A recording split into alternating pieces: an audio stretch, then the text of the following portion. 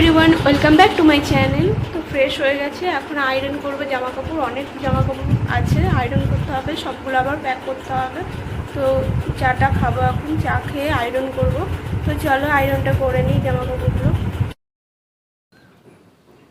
Iron করার টাইমে ডোডো ভীষণ জ্বালাচ্ছিল আমাকে। ফোনটা চার্জে বসানো ছিল, আর যেহেতু আয়রন করছি, গরম যদি একবার পা লেগে যায় তাহলে পুড়ে যাবে। ওই জন্য ওকে বারবার বললাম তুই সরে যা এখান থেকে।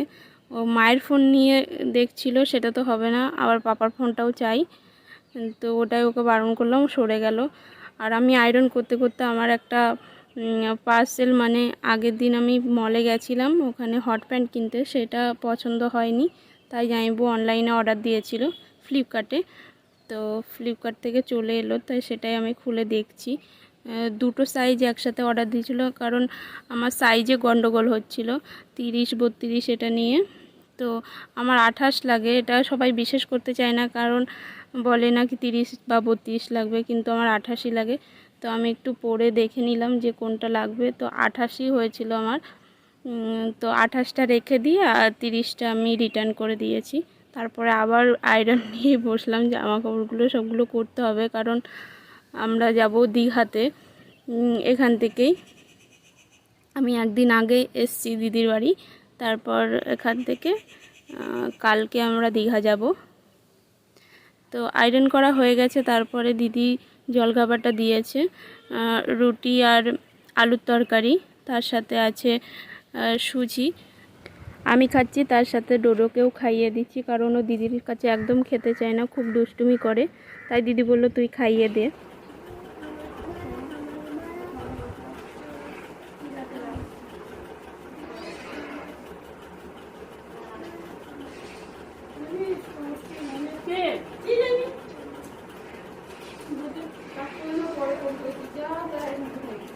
আমি তুমি ফোন করছো, আমি ব্লগ করছি। ছেলে না মেয়ে? ছেলে বলছে মই হেঁটে থাকে, আমি হট করে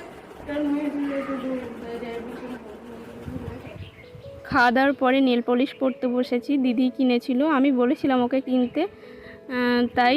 আর আমার অপারেশনের পরে আমি আর বাইরে বেরোইনি, ওই জন্য কিছু কেনাকাটাও হতো না। তো দিদি বলল তোর কি লাগবে বল, আমি কিনে নেব। যে সব এলো মেলো হয়ে আছে, সব কিছু, কোনো কিছু ঠিক নেই। আর এটা গেম খেলেই যাচ্ছে। এখানে ওষুধের বাক্স রেডি। ডোডোর এখন চুল কাটা হবে। বস।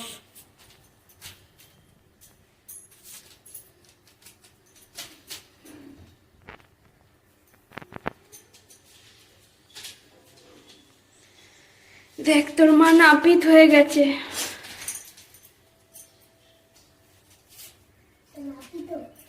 নাপিত চিরুনি এসছি তো, নাপিত হয় কি? তুই কেন?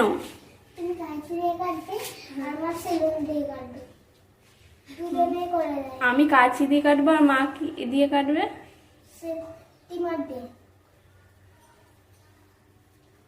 তুই স্টিমার চালাতে পারিস?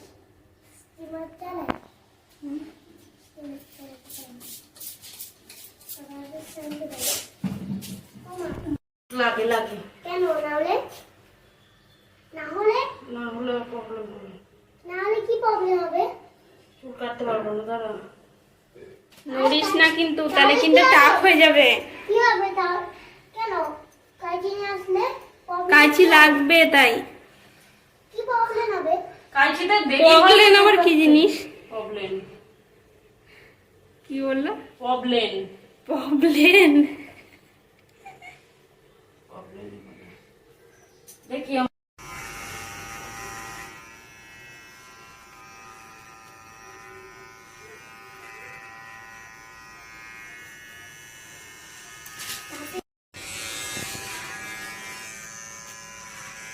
এই রড়িস না,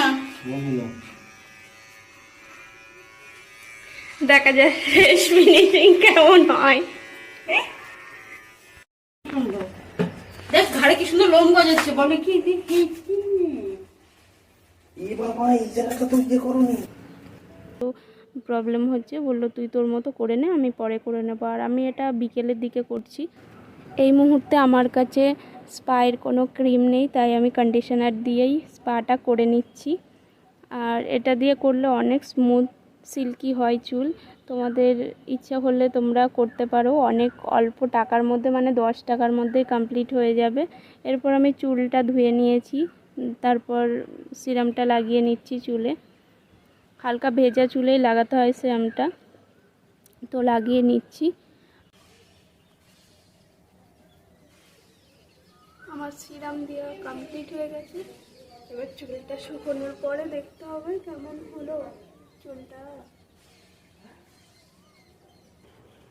চুলটা ভীষণ সিল্কি হয়ে গেছে। এখন বেরোবো একটু বাজার যাব, কিছু কেনাকাটার আছে। কালকে একটা জুতো নিয়ে এসেছি, মানে স্লিপার নিয়ে এসেছি, ওটা চেঞ্জ করতে হবে। তো এখন বেরোবো।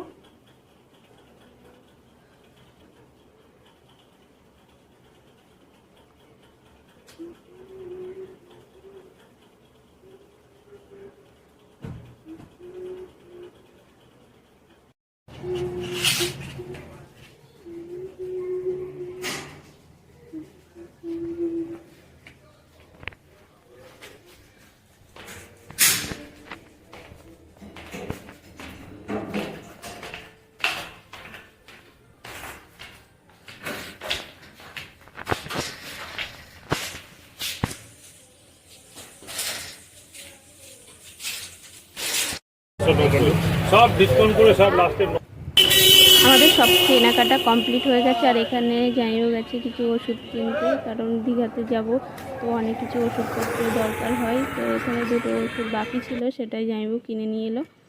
আর বাড়ি এসে যাইবো এই যে দুটো শার্ট কিনেছে, সেটাই একবার পরে দেখে নিচ্ছে যে ফিটিংস ঠিকঠাক আছে কিনা। আর এখানে একটা শার্ট আছে, দুটো সেম বলতে গেলে, কালার দুটো অনেকটা। আর এটা আমরা ম্যাচিং করে নিয়েছি, মানে আমার, দিদির, ডোডোর, জামাইবুর সবার ম্যাচিং। কারণ জামাইবু ছিল না, তাই জামাইবু বললো তাহলে আমিও একটু ম্যাচিং করে তোমার সাথে কিনেই নিই। তো দুটো শার্ট নিয়েছে। তো জামাইবুকে বললাম সেকেন্ডটা তুমি নিয়ে চলো, ওটাই পরবে। আর এখানে আমাদের সব কিছু গোছানো কমপ্লিট। কিছু কিছু জিনিস আছে যেটা আজকে সম্ভব নয়, কালকে দিদি রান্না করবে, কিছু খাবার দাবার নিয়ে যেতে হবে, সেগুলোই বাকি আছে। তাছাড়া সব কিছু কমপ্লিট হয়ে গেছে। তো আজকের মতো ভিডিওটা এখানেই শেষ করছি, আবার দেখা হবে নেক্সট ব্লগে। তো ততক্ষণের জন্য